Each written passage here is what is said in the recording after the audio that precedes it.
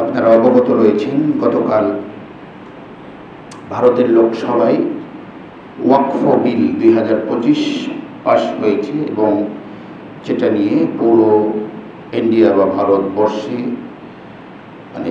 তুমুল বিক্ষোভ এবং বিশেষ করে মুসলিম জনগোষ্ঠীকে আরও একবার চ্যালেঞ্জ নেওয়া হলো।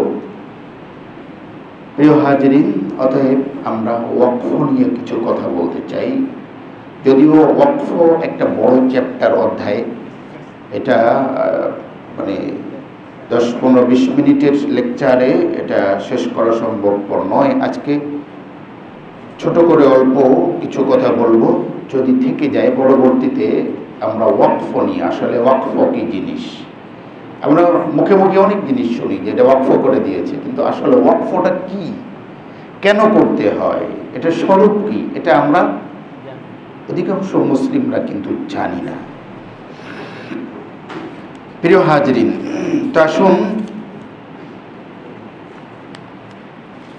তো বিতর্কিত ওয়াকফ বিল যেটা বলা হচ্ছে, সেই ওয়াকফ বিলে কি কি বিষয় ছিল যেটা আমরা গণমাধ্যমের কল্যাণে জেনেছি, অতটুকুই আমরা জেনেছি, বিস্তারিত তো আমরা জানতে পারিনি।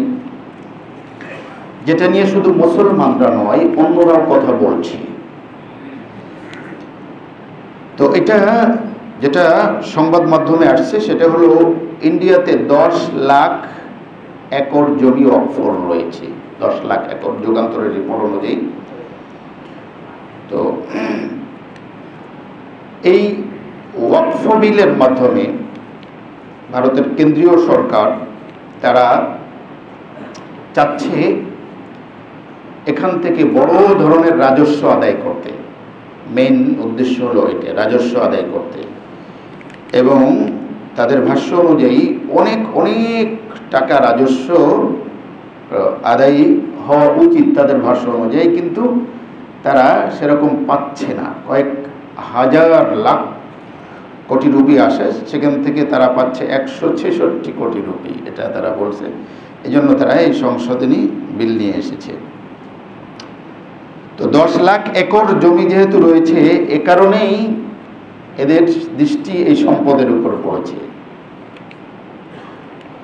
এবং সেখানে একটা শর্ত জুড়ে দেওয়া হয়েছে যে ওয়াকফ বোর্ড মুসলমান নিয়ন্ত্রণ করলেও, আগেও ছিল ওয়াকফ বোর্ড মুসলিম কর্তৃক নিয়ন্ত্রিত হতো, তো সেখানে অমুসলিম সদস্যদেরকে তারা ঢুকিয়ে দিয়েছে। অমুসলিম সদস্য অর্থাৎ এই ওয়াকফ পরিচালনা পর্ষদের মধ্যে অমুসলিমরা থাকবে।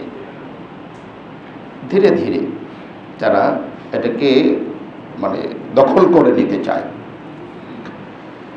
তো এটার প্রতিবাদে শুধু মুসলমানরা, একজন অমুসলিম সাংসদ, যে কিনা শিবসেনার আছে, শুনতে হবে, খেয়াল করেন, শিবসেনার সদস্য, তিনি খুব সুন্দর একটা কথা বলেছেন। তিনি বলেছেন, আচ্ছা, মন্দির কমিটিতে কি কোনো অহিন্দুদেরকে রাখা যায়? একজন হিন্দু ভদ্রলোক সাংসদ, তিনি এই প্রশ্নটা উঠিয়েছেন। কোনো মন্দির কমিটিতে যদি কোনো মুসলিম থাকতে চায়, খ্রিস্টান থাকতে চায়, অন্য কেউ থাকতে চায়, সেটা কি আপনারা অ্যালাউ করবেন কি না? নিশ্চিতভাবে অ্যালাউ করবেন নাকি তারা? যদি না করে থাকে, তাহলে ওয়াকফ এটা মুসলমানদের নিজস্ব সম্পত্তি এবং তারা নিজস্ব ধর্মীয় রীতিনীতিতেই করে থাকে, তাহলে এটা একটা ধর্মীয় বিধান বা হুকুমের অন্তর্ভুক্ত। তো সেখানে কেন অমুসলিমদেরকে রাখা হবে? এরকম অনেক বিতর্ক, প্রায় 13 ঘন্টা বিতর্কের পর তারা এটা বিলটি পাশ করেছে। এখন উর্দুওয়ালারা একটা প্রবাদ, তারা বাক্য ব্যবহার করে থাকে, জিসকি লাঠি উসকি ভেঁস। জিসকি লাঠি উসকি ভেঁস। ভেঁস মানে কি? মহিষ। ইন্ডিয়াতে গরুর থেকে মহিষের বেশি, মহিষের গোশত খাওয়া হয়। তো জিসকি লাঠি উসকি ভেঁস, লাঠি যার হাতে মহিষ তার, অর্থাৎ লাঠির শক্তি যার, পেশি শক্তি যার, মহিষের মালিক সে। তাই বিষয়টা যদি এরকমই হয় যে আমি আমার পেশি শক্তি দিয়ে এটাই করব, তো তখন একটা বিল এভাবে পাশ করে নেওয়া যায়।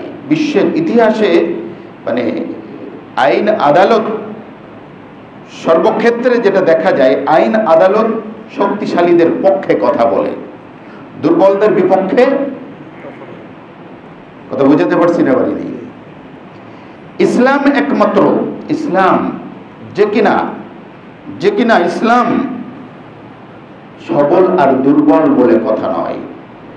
ইসলাম ইনসাফ এবং ন্যায়ের পক্ষে কথা বলে, এবং ইসলাম সেটা বাস্তবায়ন করে দেখিয়ে গিয়েছে। আমি অনেকবার বলেছি, আরো একবার বলি, বিদায় হজের সময় অথবা মক্কা বিজয়ের সময় এক মহিলাকে আনা হলো, চুরি করেছে, তার হাত কাটার ফয়সালা হয়েছে, কিন্তু মহিলার ফ্যামিলি ছিল সবল, শক্তিশালী, বংশীয়। সুপারিশ শুরু হলো।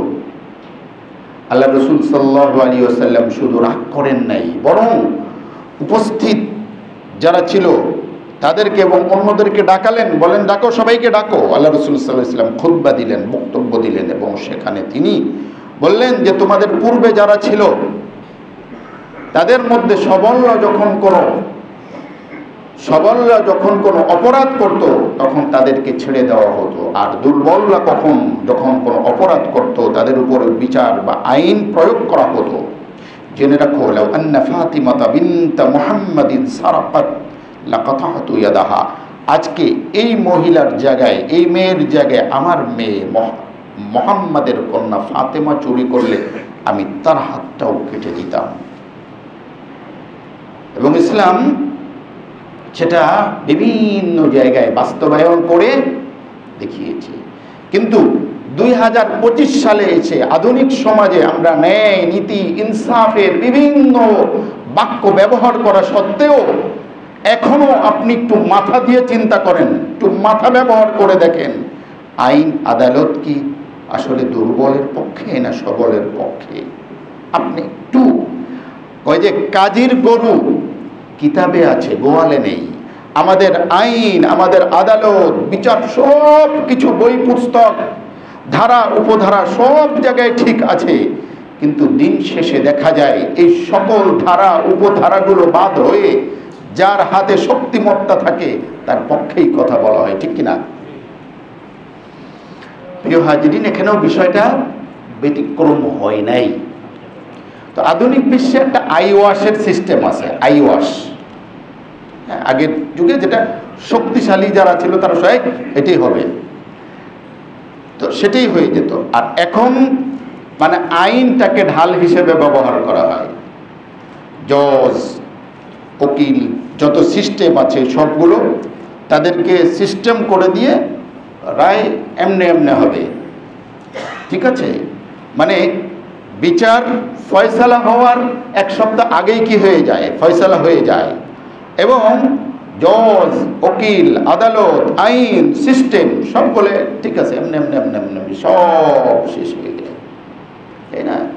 এই জন্য সবলের পক্ষে যদি সিরিয়াল কিলার, যার নামে অনেকগুলো খুনের আছে, এবং সিরিয়াল কিলারও সবলের পক্ষে থাকায় সে কি হয়ে যায়, রাষ্ট্রপতির সুপারিশে কি হয়ে যায়, মাপ পেয়ে যায়।